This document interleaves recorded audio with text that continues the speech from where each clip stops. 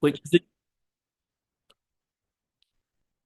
so we're here today to launch the State of Us, Community Strength and Cohesion in the UK, a foundational report by British Future and the Belong Network, which will form the basis of some of the work of the Independent Commission on Community and Cohesion. What we're going to do is we're going to hear in a minute from Jake Puddle, one of the co-authors of the report, along with Jill Rutter and Heather Rolfe. He's going to set out the key findings. We'll hear from a panel including Kelly Fowler, the chief executive of the Belong Network, and also from Sam Coates and from Professor Jagbir, Jhutti-Johal, and they are two of the commissioners for the new independent commission. They'll be responding about what happens next. Before I hand over to Jake, I'll just say a little bit about where this has come from. We saw riots and disturbances in our country last summer, fairly shocking scenes. Belong, British Future, the Together Coalition, which is convening the new commission, worked together on that to produce work on after the riots and how government could respond to that. And we've held events together, we've held seminars, conferences and so on. One of the ways to try and get a sustained response, one of the things that emerged was this new independent commission. It's being co-chaired by Sajid, Javid, the former community secretary, among many other jobs in government, and John Cruddas, so Conservative and Labour politicians who've left Parliament, hoping to bring together a broader group. And that the Commission also draws on earlier work that's been done by the Together Coalition and others. About 5 years ago now, we were among the groups founding the Together Coalition. We were calling Brexit had happened, if you remember those debates, that very polarised period. And as that was settling, we were calling for a decade of reconnection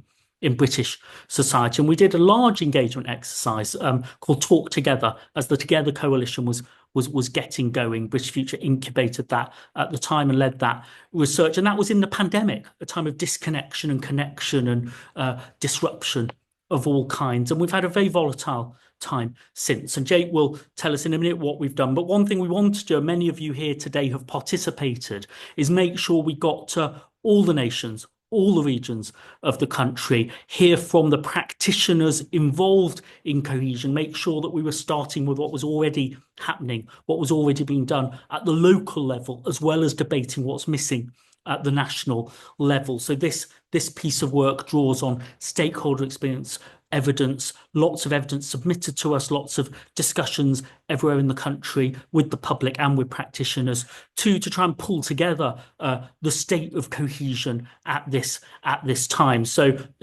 doesn't say what should happen. The Commission will pick that up, but we hope it gives an accurate snapshot of the common themes and the distinct themes in different places. So we'll hear more about what we can do about it. I'd like to hand over to Jake Puddle, co-author, to present to us on the State of Us. Where are we today, Jake?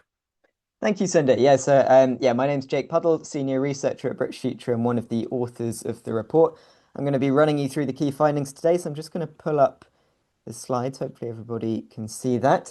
And as Sunder's kind of set me up there, I'll be sharing with you, the key findings from our national research that we've been carrying out on the state of social cohesion and community strength, particularly, looking at the fieldwork we've been carrying out in different parts of the UK, in the kind of wake of some of the riots, some of the disorder that we saw last year.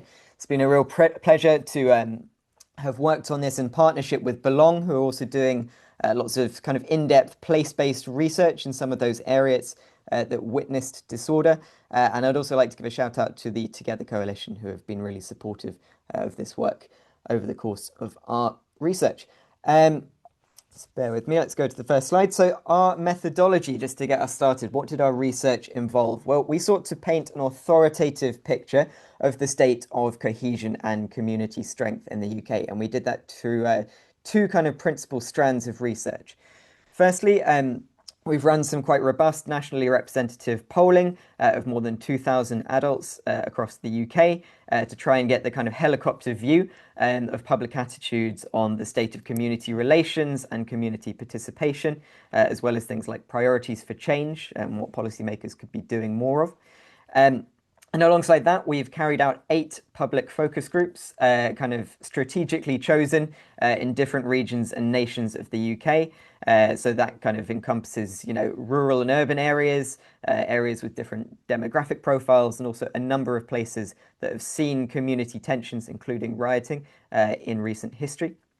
And then alongside our public research as well, we've also been conducting detailed stakeholder research to try and capture, I suppose, existing good practice, so we're not reinventing the wheel, and to make sure also that we're understanding some of the current challenges or kind of untapped areas of potential to do more work on sort of community development and cohesion. So this has involved 15 expert roundtable discussions, where in total we've heard from more than 170 organisations. Co-author Jill Rutter has done an incredibly detailed evidence review of existing studies and research on social cohesion, which is kind of a URL link within the report for those of you among us nerds on the call today who want to kind of get into the real detail of work that's ongoing in this space. And then alongside that, we were really pleased to have an open call for evidence that had really, broad uptake from 113 different individual experts and organisations as well. From across a range of sectors and from across a range of different areas of the UK as well. So it's been a really rich evidence base for us to draw upon. So that's our research methodology, but kind of getting into, I suppose, the top lines of this report, really what we're finding is that Britain or the UK is facing a really worrying time at the moment, where cohesion needs to be taken much more seriously.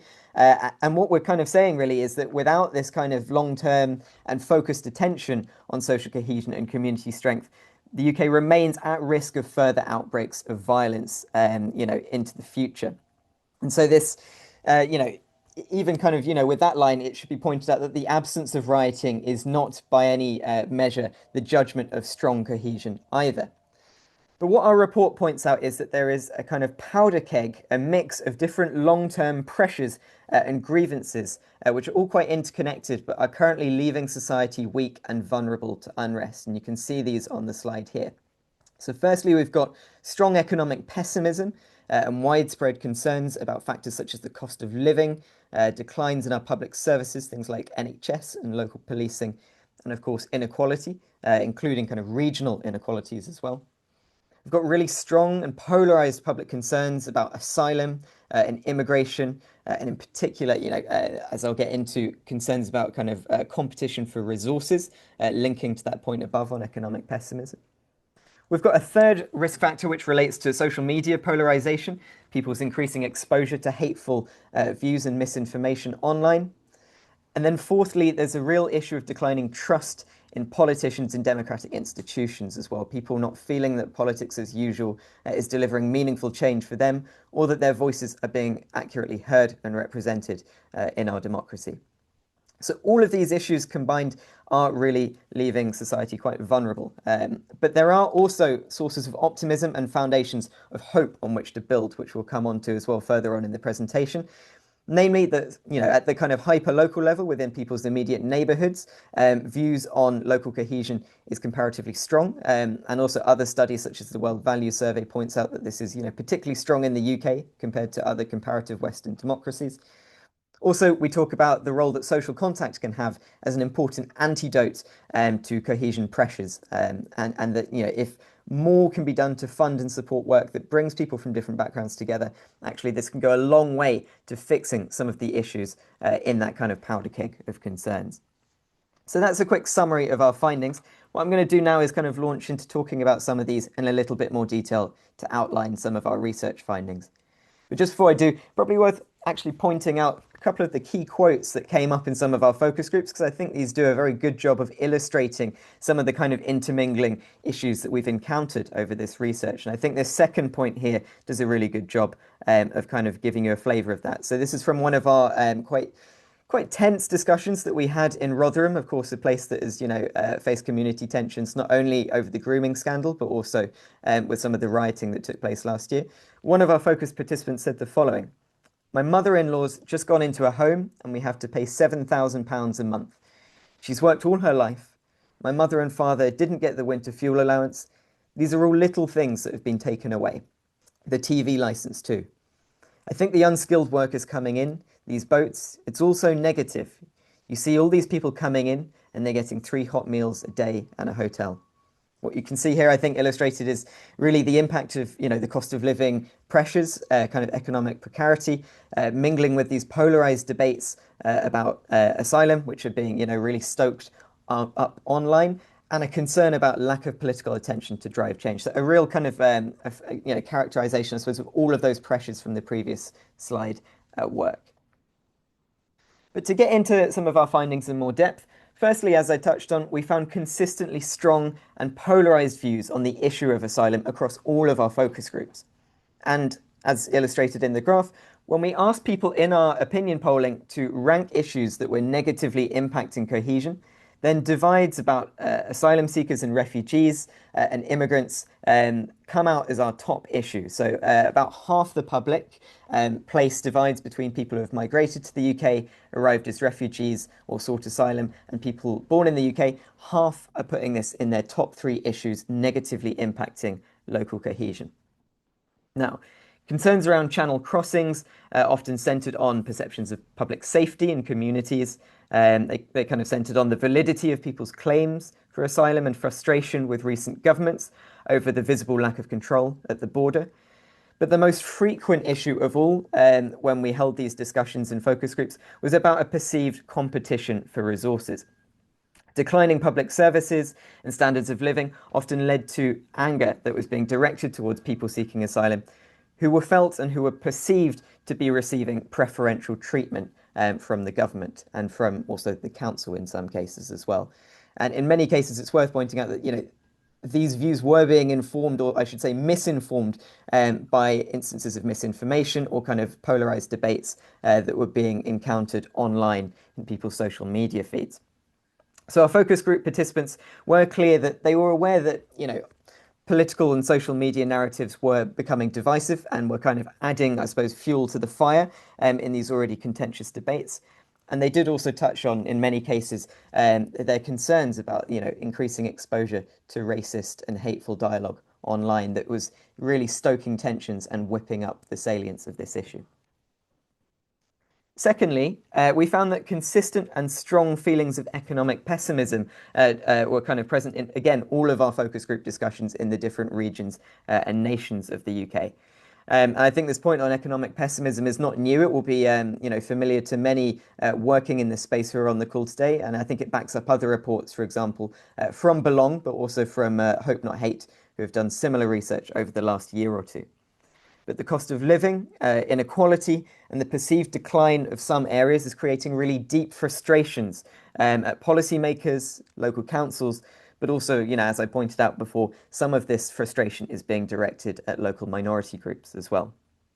We found in our discussions that participants across the political spectrum reported feeling that their needs were simply not being met and that their voices were not being properly heard. Particularly regarding the kind of decline of many public services, such as local council services, local community safety and policing, and NHS as well. But the cost of living, housing, and regional disparities between London and the rest of the UK also contributed to a really widely held sense of frustration. And there was often a deep anxiety about people's, increasing economic insecurity and precarity that was, a source of tensions where this was being steered towards sort of out-group scapegoating.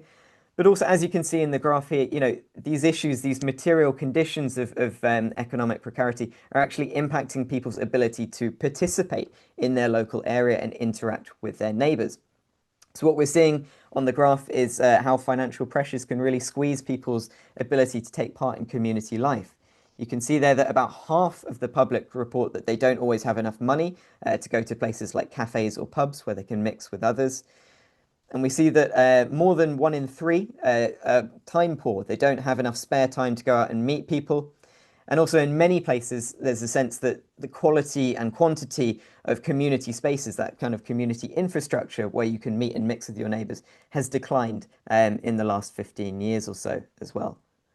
So this is a real issue, and I think particularly on that community infrastructure point, this was an acute pressure both in rural areas where, you know, community infrastructure was scarce to begin with, but also in areas that might be more segregated and particularly that have faced, you know, higher levels of deprivation as well. Thirdly, on our list of kind of key pressures, we've got declining political trust. This was a really stark theme, and you know, Cinder talked about the research we'd done during COVID for Talk Together 5 years ago. It was actually quite stark, you know, how much political trust has declined even in the last 5 years since we were last doing a kind of political research project of this scale. But the issues that I flagged before about perceived national decline, the cost of living crisis, and divisive debates about asylum were all contributing to this decline in trust. And many in our focus groups just felt that the government was failing to deliver real change and to actually act upon people's concerns. And we heard strong views as well about politicians that were largely shaped by scandals as well. You know, the long-term legacy of things like COVID-19's Partygate and also Labour's more recent Ticketgate, combined with also some accusations around, you know, councillors' corruption as well at a local level. All of this was mingling together to create a sense of hopelessness that politicians were kind of in it for themselves and not standing up for their constituents. And sadly, together, all of these themes fed into a feeling of what one participant in our focus group called political unalignment with mainstream parties. This anger, this disillusionment with politics as usual was in some cases creating more openness to consider other new political parties and to turn towards populism. It's also worth pointing out that this is something we're finding across the UK. You know, it's not just bubbling up in the areas that saw riots last year. It's really quite a broad political issue. And then lastly, I've touched on this already, so I won't spend too much time on this slide, but there's a really strong concern about online polarisation as well. So social media platforms were seen as lacking regulation by people across the political spectrum in our focus groups, who noted seeing, you know, more kind of false information and negativity, kind of talk about perma-crisis and online hate as well, sort of creeping into their social media feeds and their timelines.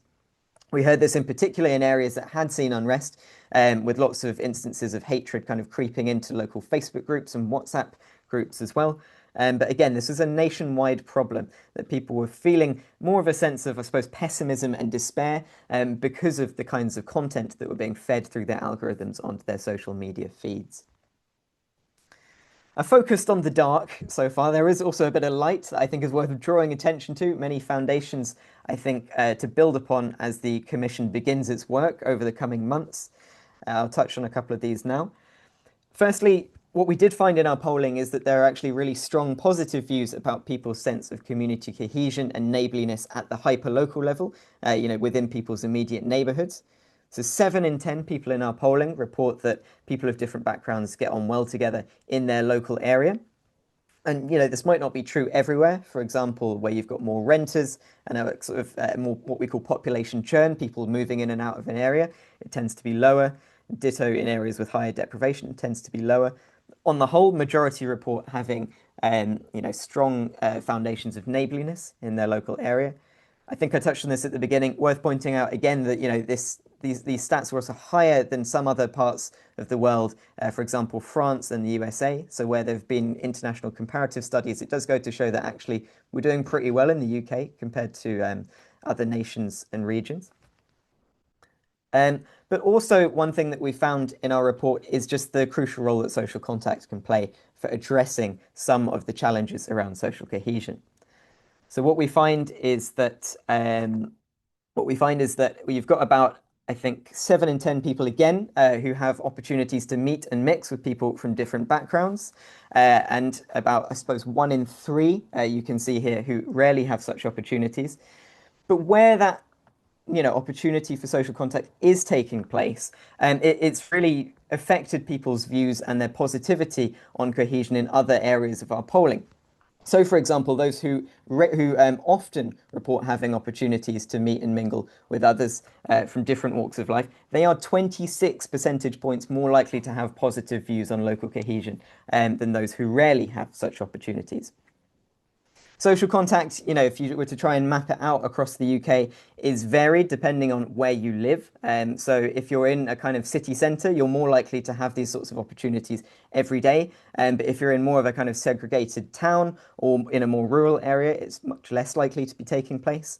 But I'll kind of come on now, I think, to some of the stakeholder findings, because that kind of touches on how actually, if you maximize the opportunities for this contact to flourish, and then it can really help to drive a stronger sense of belonging, a stronger sense of shared trust across our society. Jake, we need to speed up. You need to Oops. All end in right. about 2 or 3 minutes, I think. Okay, I'll hurry through. So just looking at some of the stakeholder findings, some of the strengths, what we found is that other nations in the UK have made a good start on this, particularly Wales and Northern Ireland have shown strength in national leadership in setting out, cohesion strategies backed by funding to deliver change. And this has helped to build resilience at a local level.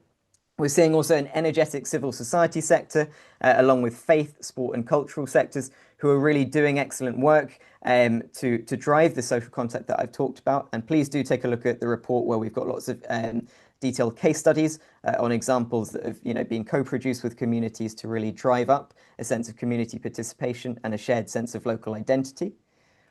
Some of the challenges, though, that we've encountered are particularly that, there are strategies missing in England and Scotland. And again, that creates issues at a local level where funding, can often be quite scarce for these types of activities to take place. And that means that they can be clustered in areas that have seen tensions in recent times or might be more diverse and sort of, thinner on the ground in other parts of the country as well. There's a real need, I think, for long-term funding and support at a national level, but also for governments to devolve, I suppose, responsibility to councils, who are great convening actors capable of bringing together, diverse institutions from workplaces and schools to local charities to do something about these themes.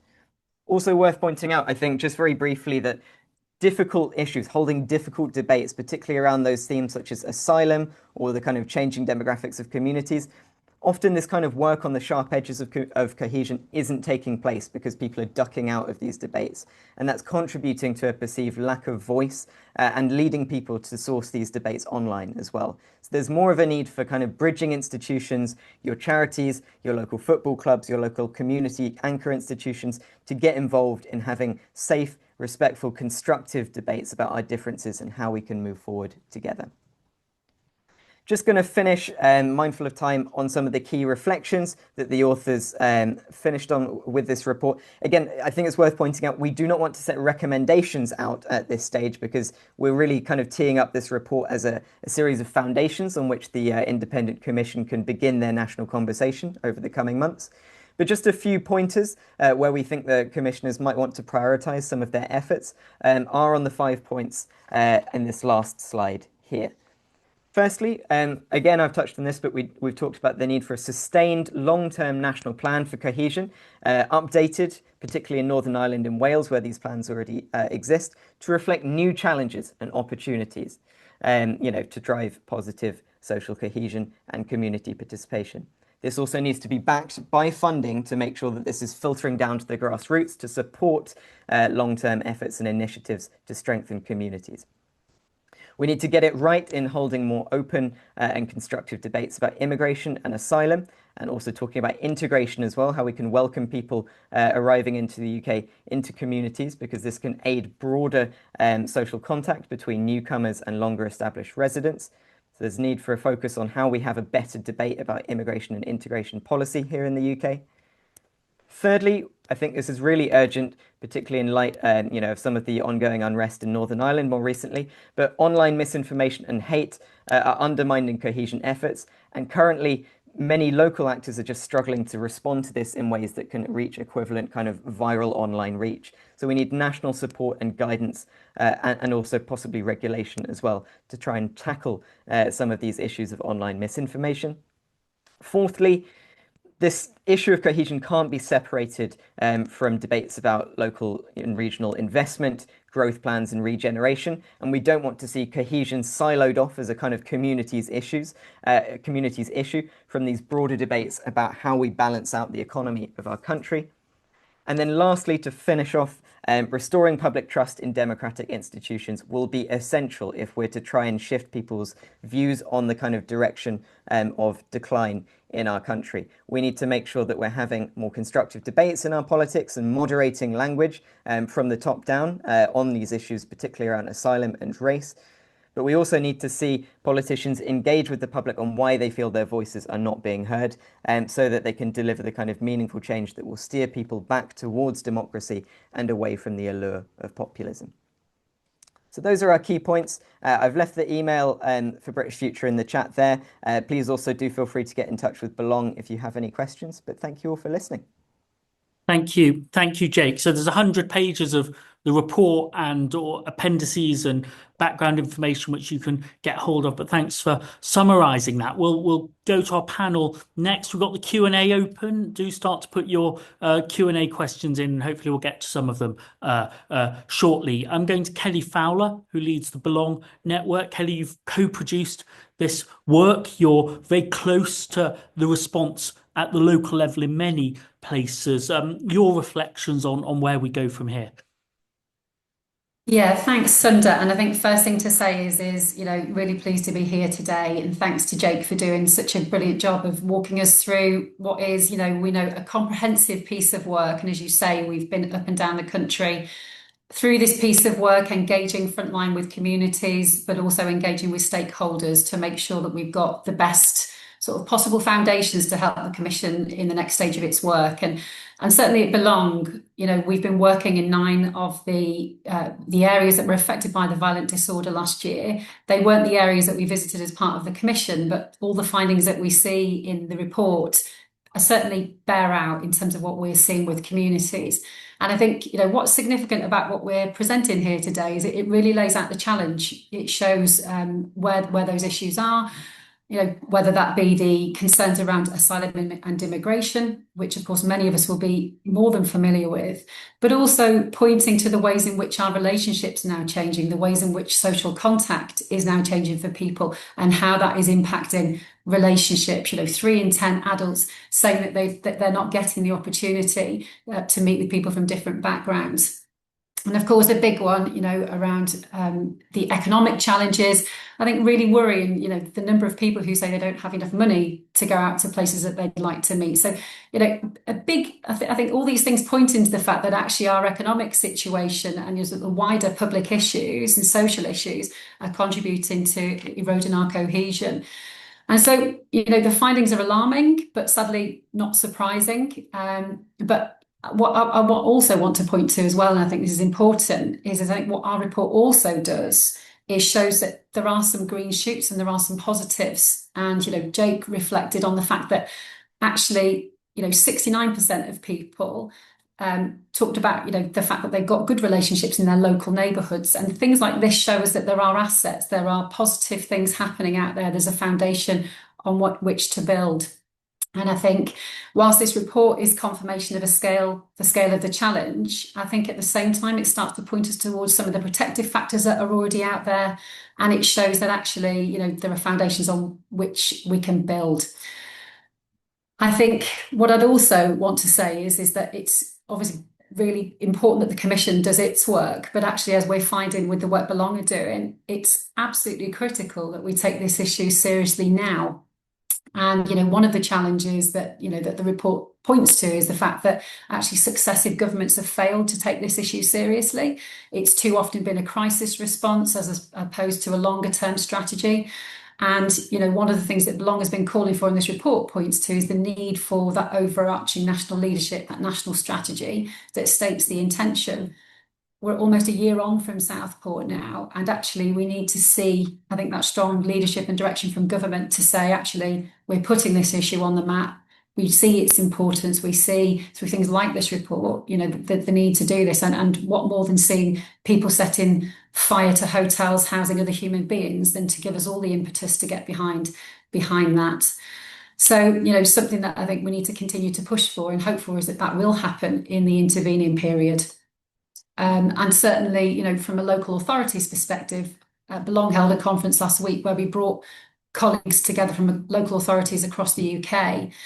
this is absolutely critical for them, because this gives them the evidence base and the opportunity to be able to really start to build the work that they do. The report itself points to the pockets of really effective, good work that we're seeing take place at a local level. Unfortunately, too often that is in areas that would typically see cohesion work taking place. We know it isn't happening everywhere. But actually, local authorities need to have the confidence, the ability to act, whether it's the difficult conversations that Jake was talking about, them needing to feel equipped and confident to be able to do, right the way through to tackling the challenges of mis and disinformation that, are like a wave sweeping across their communities and causing such widespread division and destruction in some cases. And I think importantly as well, just make mention of this, civil society organisations, we met with a lot of those as part of the work we were doing in putting this report together. There is some fantastic work going on out there. And again, from a Belong perspective, some of the towns and cities we visited, some of those organisations were literally involved in holding people back from rioting last year. But too often, those organisations are operating on a shoestring. They are independent. They're not funded effectively to be able to do the work that they're doing, and they're not necessarily always treated as partners as well at that local level. So it's so important that we recognise the assets, the opportunities that are there, and that this report, I hope, will act as an evidence base, if nothing else, to help people to start to really focus in on those things where they can identify those strengths and those assets and build on those, and start to make progress immediately to help them to ensure that we're building that resilience that our community so desperately need. So there's some initial thoughts from me, Sunda. Thank you, Kelly. I'm going to go over to Samuel Coates. Sam's a member of the Commission. He's been a special advisor in the UK government. He's been an advisor to governments around the world as well, and worked in civic society on these issues of cohesion. Sam, got a lot of work to do. How do we make a difference?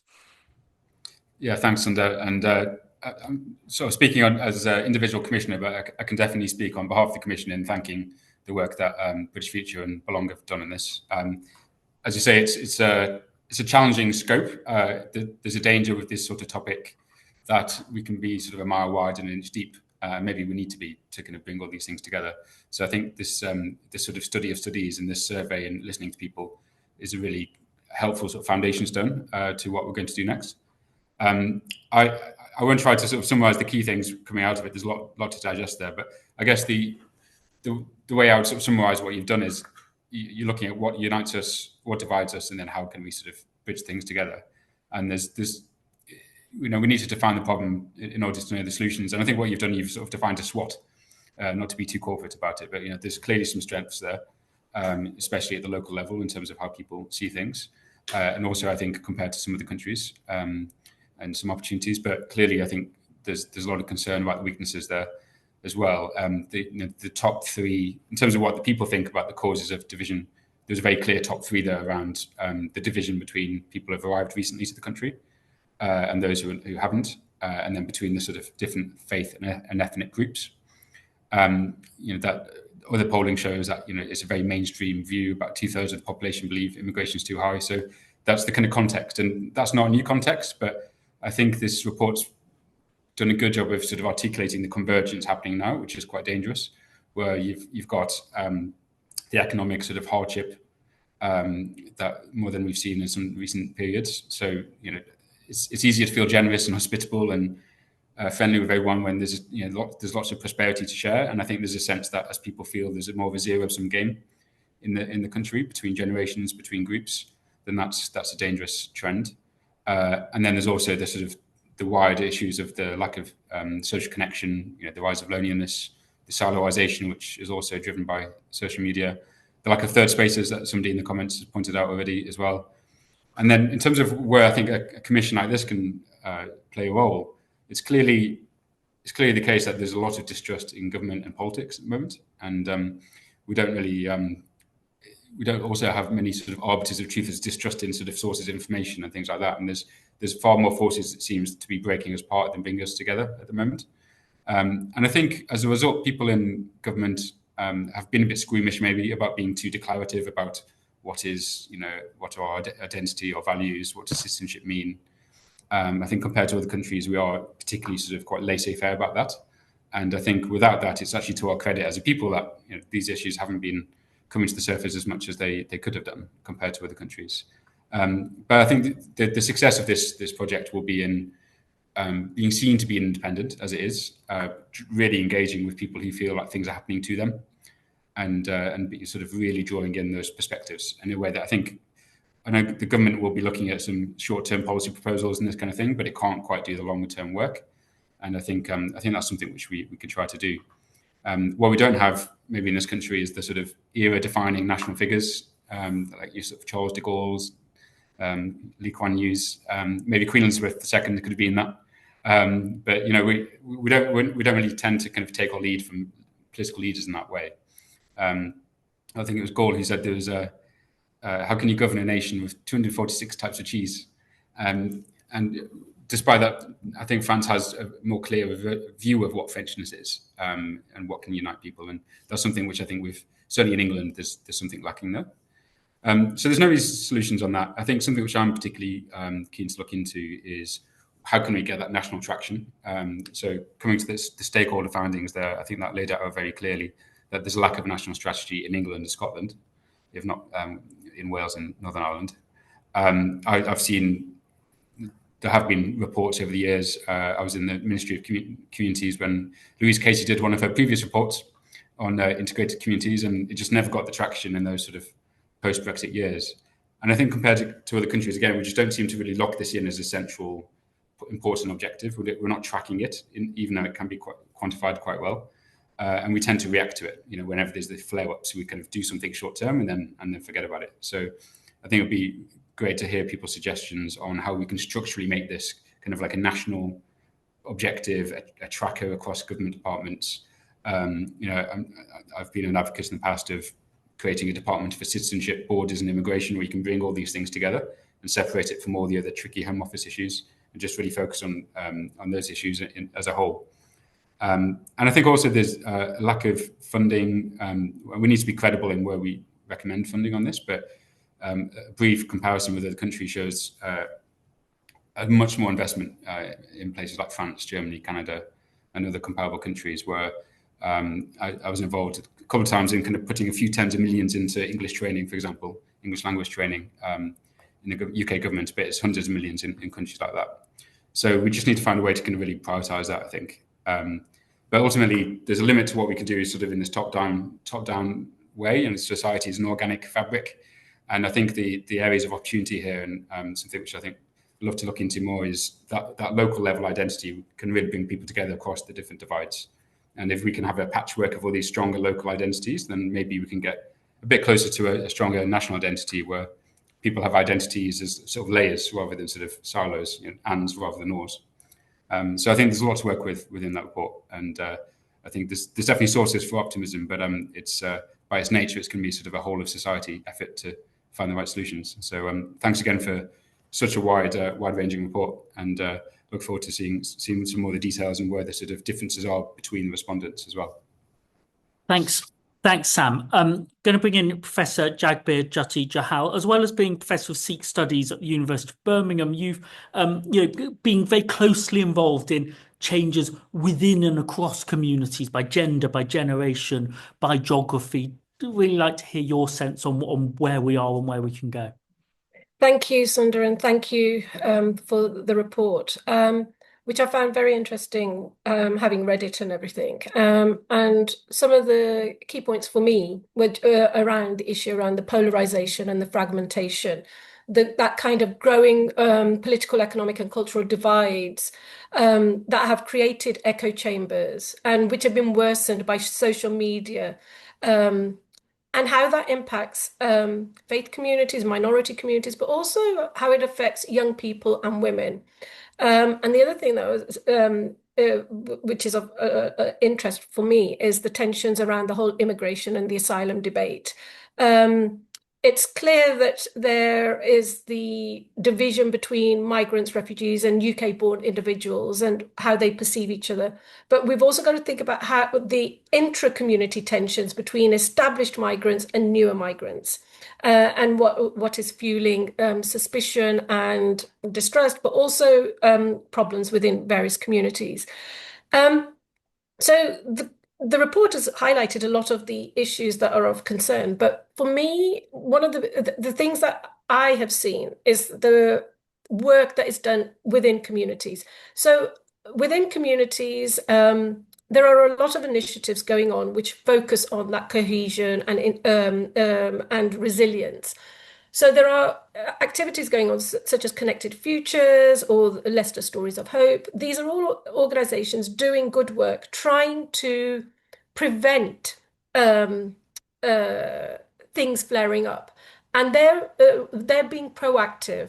But sometimes what I feel is that we've had all the various reports over the last years on cohesion and integration, but and we've had investment, but then funding disappears, etc. Local organizations don't receive it, or they don't get a seat at that table to highlight the work that they're doing. And I think there needs to be that joined up thinking of how we address issues through a long-term plan. And that is my hope with the Commission, that personal hope that as a Commission, we engage with communities and with local organizations, but particularly with the young people and women from the various communities and young people from the various communities, to understand what their issues are and understand how they are addressing the issues around the tensions and the polarization that is happening and what good practice exists. So that is one of my hopes in terms of creating strategies and suggesting. One of the things I would really like to see is government departments working together, not just MHCLG working on one issue and not discussing with Department of Education how cohesion and integration can be weaved together into kind of the educational arena. So, and that's coming with somebody who works within the education sphere. How can we get these kinds of conversations, particularly as we mentioned, that difficult issues are not always addressed? And here I think education has a really important role in terms of countering some of that negative perceptions, but also help facilitate those conversations about the other, for example. And I think we need to see more of that joined up thinking about what in terms of citizenship education, but also in terms of religious education, so that we equip young people with the knowledge and understanding of who the other is, but also equip them with the skills in terms of having those skills to have those difficult conversations. I do think that also education needs to play a role in terms of equipping young people with understanding misinformation on social media and how they kind of work their way through it so that they are not misled. I think that's a very important thing. And those kinds of recommendations through the Commission, but which we will gain by engaging with young people and women, is very important. And I think the other thing that I would like the Commission to be doing is to highlight the good practice that is going on throughout the country in terms of the work that organizations are doing to bring people together, but also to break down barriers, and how schools, for example, are doing that, but also how faith communities are doing that within their local communities. And I think that is very important to do. And I think I read somewhere about how media normally showcases all the negative stuff, particularly around tensions around immigration and the polarization within communities. But maybe we need to hear some of the more positive stories through media, particularly through national media, but also through local media. And how do we create strategies for that? And maybe having this conversation through the Commission, but also that will be kind of highlighted, but also developed so that we can make good recommendations. So those are some of the key things that I think, as a commissioner, I would like to see being achieved through the Commission. But my biggest focus will be getting the young people, but also women, at the table to discuss some of the issues that they have been dealing with and how they address these issues. Thank you. Thank you, Jagbir. Now, with limited time, I'm going to summarize a couple of the themes that were emerging from the questions that people are asking. Number of people are saying, Ashraf is saying this, James Beckles is saying this, Dan Green of British Community is saying different things about this. We've got to break the cycle of commissions and reports without action. Can we break the cycle? So one here, I think that I'd like to put to Kelly and Sam. So James Beckles says, Wales and Northern Ireland show there was political will and leadership. It's not just about money. So why has it been missing? And in Scotland and England, perhaps. Dan Green says, if we need that national strategy and it isn't there, how far away are we from it? Are there any positive noises from government? It's coming. What might the time frame be? So if I could ask Kelly and Sam maybe to speak to that. And Jagbir, there's a question just asking more about, a few questions asking more about something you were just talking about there, about the role of education in schools and other settings. What role can they play? You've been saying something about that. But in our education system, if we've got some segregation by faith, we've got some segregation by socioeconomic background, either in the way we organise the schools or in the way it works organically, how do we overcome that? Can I come to you, Kelly? Yes, absolutely. First thing I'll say in quick response to Dan's question around national strategy, I am not a representative of the government, so couldn't possibly be specific on this, but we know, obviously, having participated in the recent policy sprint that's taken place, and with the collaborative work Belong has been doing with MHCLG, we know that there is lots of work happening in this space. Not least that the government are being proactive in, I think, investing in initiatives and areas that they can already see that there are challenges, and we saw that with obviously with the community recovery monies that went out last year. So my hope is that there will be a national strategy coming forward soon, or a clear action plan, and again making the point that Jagbir made, a cross-departmental commitment to this. I think there's been so many commissions, moving on to the other sort of part of the question, that have taken place over time collectively. Different governments, successive governments.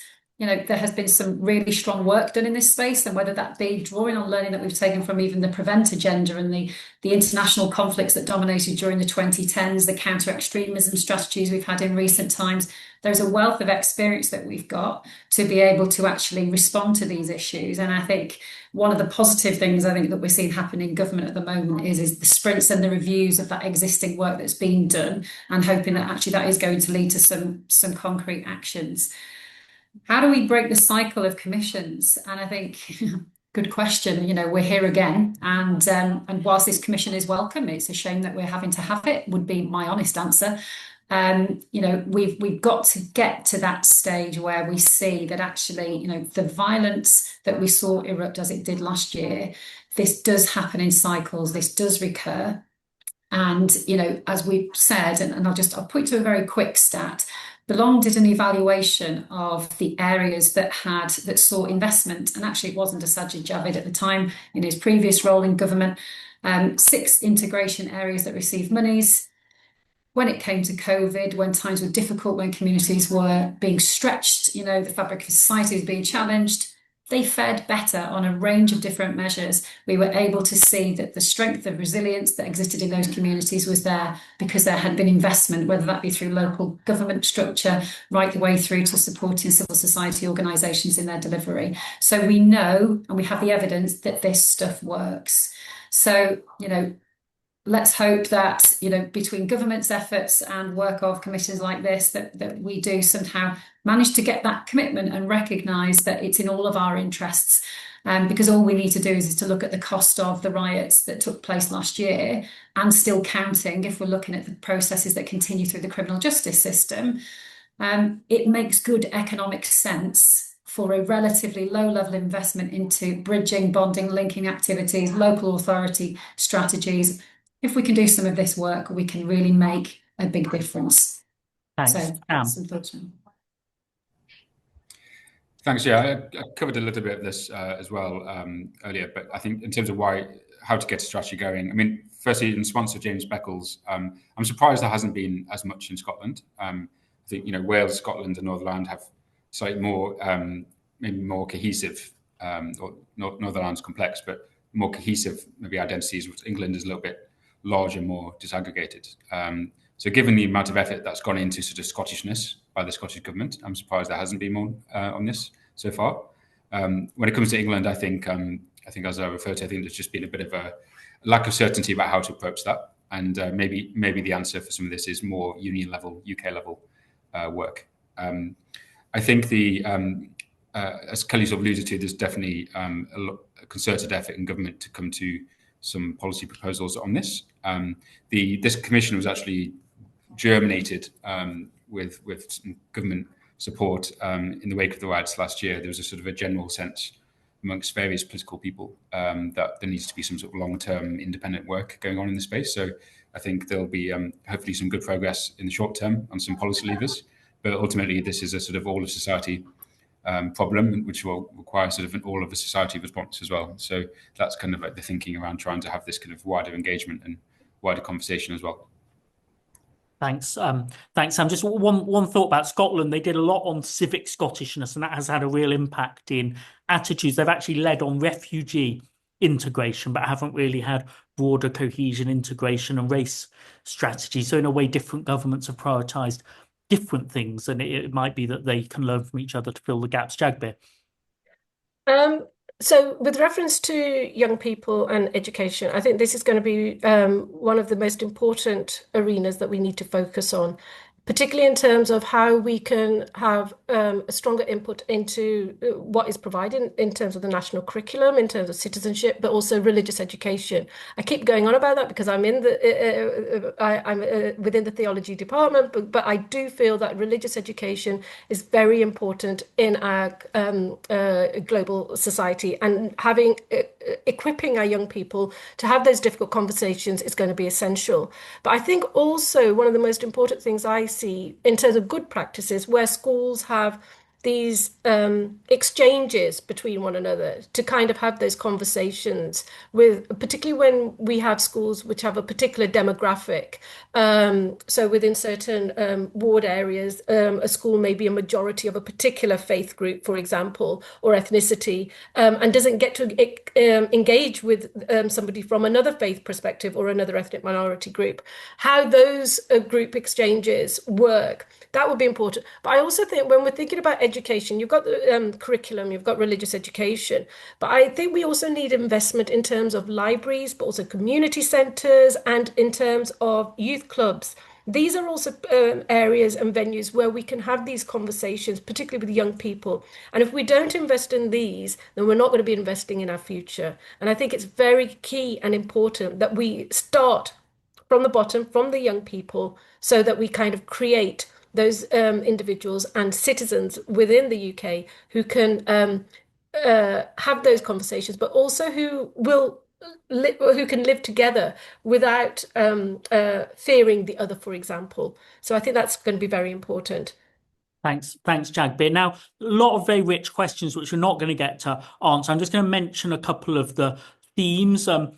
Work across generations and thinking about future generations as well as a way to think about why we're doing this has been suggested. There's quite a lot about, which I know Belong has done a lot of work on when there is fast change in a place that felt cohesive, who has the skills and tools to deal with that with confidence, and how do those get shared, and that sense of what actually works when we're dealing with misinformation, disinformation, racism. Lots of people asking questions about that. I'm going to say a couple of things to the attendees before I ask the panelists for one final thought. If you want to know more about what we found and why we found it, Jake gave a British Future email address, contact British Future. You could also contact Belong about that. We'll kind of come back to people. If you want to know how you can get involved in the future of the Commission, we've done a lot of stakeholder engagement and some public engagement. There's been much more public engagement. If you use the Commission website, get in touch with the Together Coalition or the conveners. If you've got an offer to make about how you'd like to be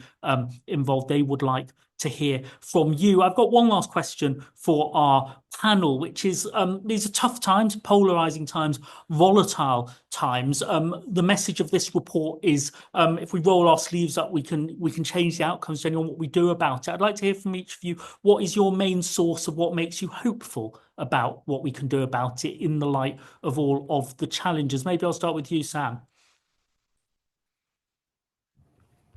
Thanks. I think the source for hope for me is really at that local building block level. I think that's where things are real, and the more human and relational things are, the better. When it comes to immigration, for example, whilst the vast majority of people want to bring it down, when you disaggregate that down into specific people, whether it's skilled workers, Hong Kong, as soon as things get human, things get humanized. And I think at a local level, when people have something, have geography in common, where they might have different ethnic backgrounds or different political views, but if they have a local identity and a local place-based sense of identity in common, then I think that's a really powerful kind of bottom-up building block to make progress on this. Thanks. Jagbir, what makes you hopeful about how we handle these challenges? I think what makes me hopeful is some of the intergenerational conversations that are taking place. And I think that's going to be very important. And what gives me hope is how the young people are engaging with this debate about how we address the polarization and the fragmentation, but also how we build a stronger and cohesive society for all of us. And the fact that they are taking charge in leading some of this conversation as the young people is positive for the future. And I want to see that more embedded within the Commission's work. Thank you.